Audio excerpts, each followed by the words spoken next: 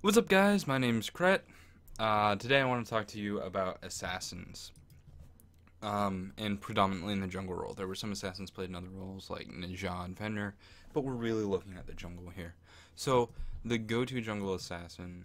Actually, well, there's two assassins that I really want to focus on, Thanatos and Thor, because they're very similar, but they're two ends of a spectrum, right?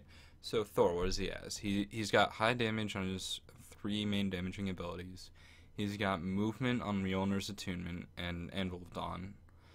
He's got setup with Tectonic Rift and Anvil of Dawn. And Anvil of Dawn is a semi-global ability, which is great for ganking. He doesn't really fall off, as hard as some other characters at least. He does good damage, he's got burst, he's got sustained damage. So Thor's overall a very good pick and sort of the benchmark for junglers, right?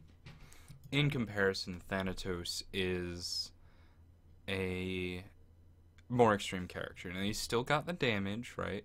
He's got some maneuverability, but it's not quite as good. Thor has a teleport, Thanatos has slow immunity and a move speed buff.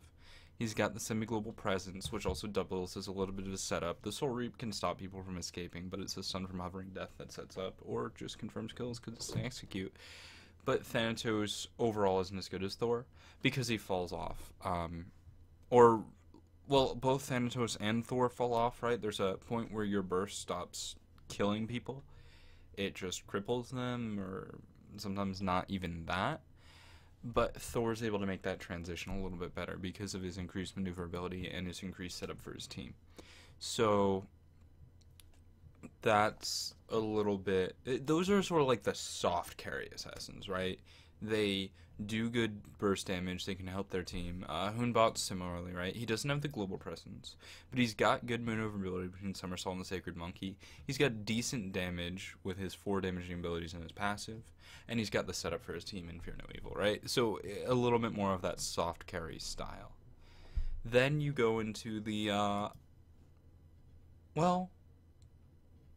Do I wanna... No, let's call them hard carries. The assassins that are a little bit stronger than the soft carries. In the late game, their job is still to do damage, but they're not quite a hyper carry. They still rely on a little bit more utility. So I'm thinking about Nemesis, right? Nemesis has the maneuverability and the survivability on the Retribution Shield. You get a little bit of damage and control and slice and dice. Her ultimate is a huge utility spell, allowing her teammates to focus whatever target she wants, and then she relies on itemization to get the kills. Serket, I wouldn't say is quite a hyper carry, but she's definitely a hard carry. She's got a little bit of setup, she's got good damage, and she's got high maneuverability. Once again, no global presence. I would put Loki in this role as well. And then there's the hyper carry assassins, right? This is Mercury, this is Collier. Mercury, semi-global presence. Maneuverability and escape, not as good, right? Special delivery can be blocked by players and then he just sort of dies. But what he does have is he has 4 steroids, right? He's got Fastest Scout Alive, which increases the damage of his first auto attack and then gives him bonus physical power. Then he's got 10% increased movement speed, which is free physical power. And then he's got an activated attack speed steroid. So 4 steroids increase his auto attack damage to really high values, which is what makes him a hyper carry. Kali, it's really about the chin size. Her attack change is super good. She is a steroid too, and she can stay alive. Bakasura, I think we could call a hyper carry. He's a little bit harder to put into action than some other characters, and Arachne's on the line between hard carry and hyper carry, just depending on how you play her. I think she's a little bit more of a hard carry. So these definitely aren't concrete roles, but I'd say that's really how assassins are split up. You've got the soft carries that are a little bit more supportive, and generally can have really strong early game presence, but in the late game, you're stunning, you're setting up for your team, and maybe every so often confirming a kill. You've got the hard carries who do a little bit more sustained damage, but you're still there for your utility.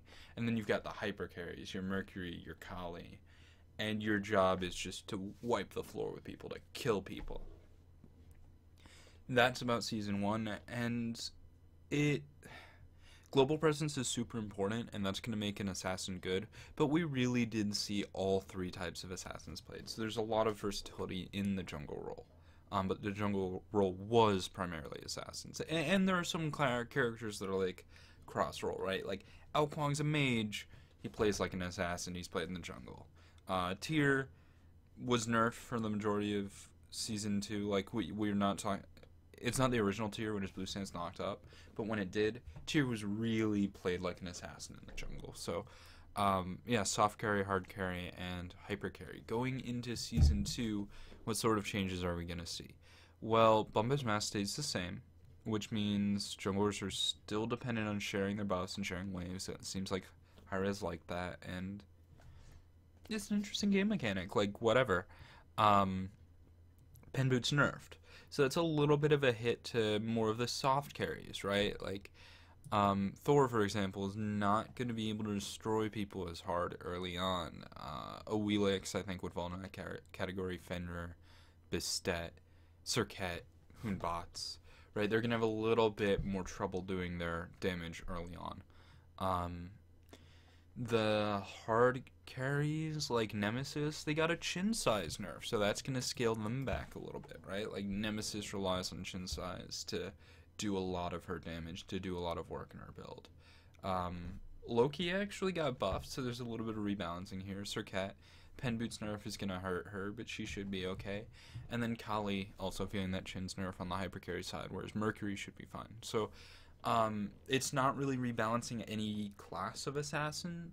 It's more like just rebalancing assassins as a whole, because when you compare them to mages and hunters, they don't feel nearly as holistically balanced as a class. But they do seem very strong in comparison to some other classes in general, because the role of an assassin is to kill someone whose job it is to kill people, right? You're there to kill Agni, you're there to kill Anhur, you're there to kill Nuwa.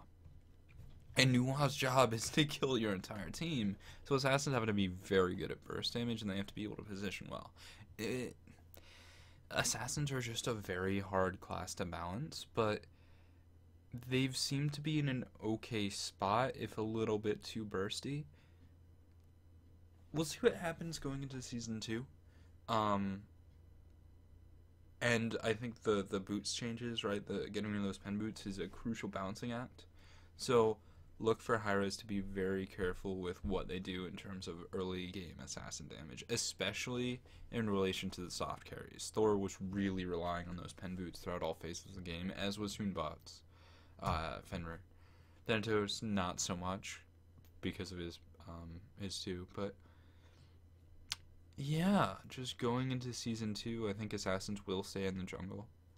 And I don't think we'll see huge sweeping changes, just sort of slight rebalancings. So, those are my thoughts on Assassins in Season 1 and Season 2. If you like the video, drop a like, comment, subscribe down below. If you like what I'm saying, follow me on Twitter, twitter.com/Kretuhtuh. We had the Combine last weekend and this coming weekend, and to celebrate that, I am doing a night of coaching with 2 teams, and you can find about that. I post on Reddit, and I tweeted it out, so you can apply on a Google Docs form. I'll link in the YouTube video as well. But I hope you enjoyed, and I'll see you guys tomorrow talking about the final class, the Warriors. So